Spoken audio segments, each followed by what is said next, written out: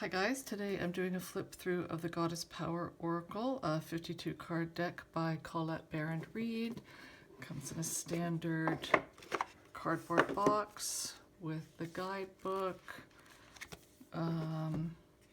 Magic is everywhere and the goddess will help you claim it. Okay, so that's the guidebook and the box, and this is the back of the cards. The artwork is reversible, which is great, and the cardstock is nice and thick. I have found that the cards are a little clumpy. They don't slide as well as some of the other decks that I have. So that's just I don't know, just an observation. So I've had it for probably about a month now, and you will see what a stunningly gorgeous, amazing deck it is. The artwork is incredible. I had, there's a couple of things that I wanted to mention just while we're doing this flip through together. When I got this deck, I could not believe, like it was in the plastic, shrink wrap, and it could not wait to be released. I'm not joking. I'd ordered a bunch of decks, so it came with some others, but this deck was just desperate to get out of its wrapping and to get spread all over the carpet. It was just, she's on the cover of the box. The energy was just so powerful. So,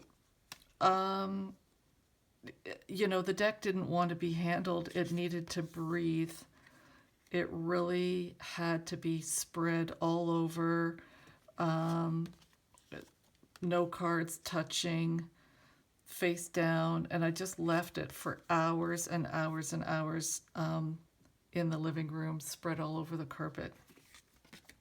So that was one thing. And then after it had had time to breathe, I went to gather the cards up and they didn't want to be gathered. I'm trying to scrape them all together and they were clinging to the carpet and they were difficult to pick up, and it was just crazy. So it has calmed down quite a bit since then. But there have been other times when I thought, okay, this deck really needs, it wants space, it wants air, it wants to acclimatize, it does not want to be handled. I've drawn this card a number of times, and which is unusual because I've only had the deck for a little while.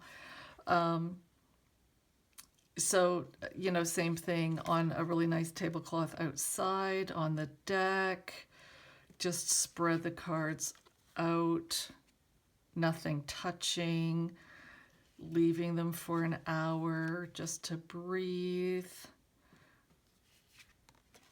And aren't they just all so gorgeous?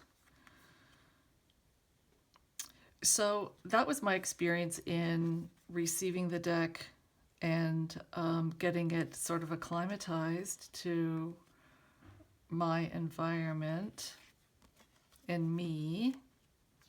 And then after that, this whole business of them being, she's so gorgeous. I've drawn that card a couple of times too.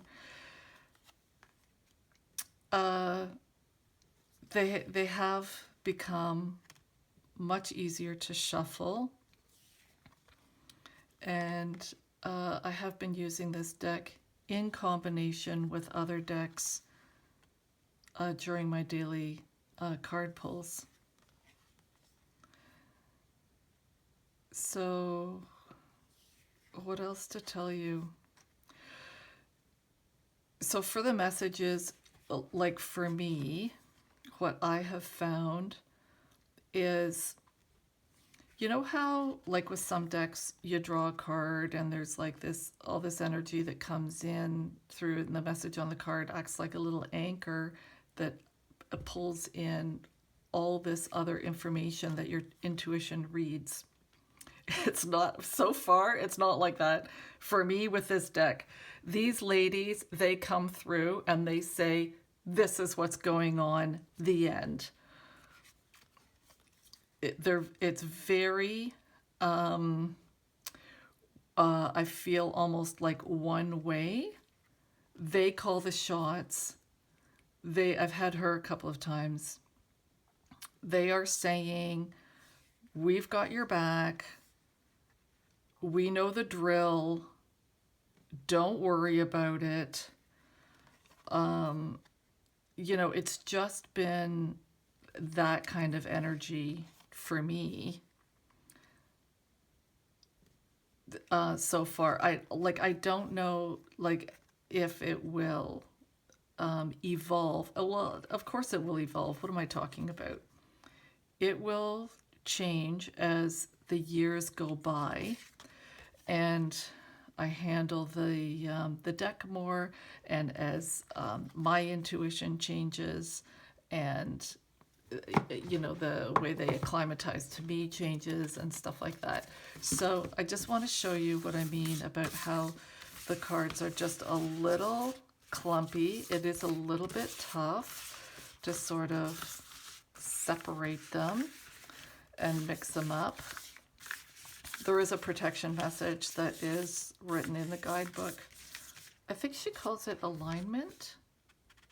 Yeah, so when the card is reversed, there's an alignment message. And it's, you know, it is, I feel badly, I should take back my words about saying, oh, I never use the guidebook. But with a new deck, you know, when you're trying to get to know the cards and the cards are trying to get to know you and everything, if you're mystified by the card that you pull, then, you know, that's, you rely on your own intuition, and then you see what the guidebook has to say to sort of clarify that, and maybe it fits, maybe it doesn't. Okay, so let's see if the ladies want to be picked up. See how I can never do it in one go. They are just so much happier being all spread all over the place, doing their own thing. See, this would never happen with another deck. I'd be able to put all the cards together and pick them up at one go. All right. So just for interest's sake, let's see if the ladies want to say anything today. And once again, the way I shuffle, everybody shuffles their own way, which is like grand, but I do not hold, I try not to put, not I try not to, I don't put any pressure on the cards at all. I just let them fall from one hand to the other and have the cards mix this way. The only reason I spread them out on the desk is to reverse their order if some of the goddesses wanted to be turned. I just have the deck rest and have my eyes go back and forth across the cards, and where they settle is right in here. And let's see who wants to say hello. I've had her a number of times and see how it was reversed. I'm going to do a video on reversed cards, but this is, yeah, this is, well, for me, this is encouraging me to stay grounded and have faith with the path that I am on. So it's always comforting when you're walking a path of light and it's not clear, even though it's called a path of light, but you get cards that reassure you, that just keep going and doing what you're doing. Anyway, enough about me. put her back in. This is the gorgeous deck. And, you know, you decide whether or not it's going to work for you, but I love this deck. I love the artwork. I love the cards. I love the messages. And I really like Colette Baron-Reid. So for me, this deck was a no-brainer. Okay, thanks for your time. See you later.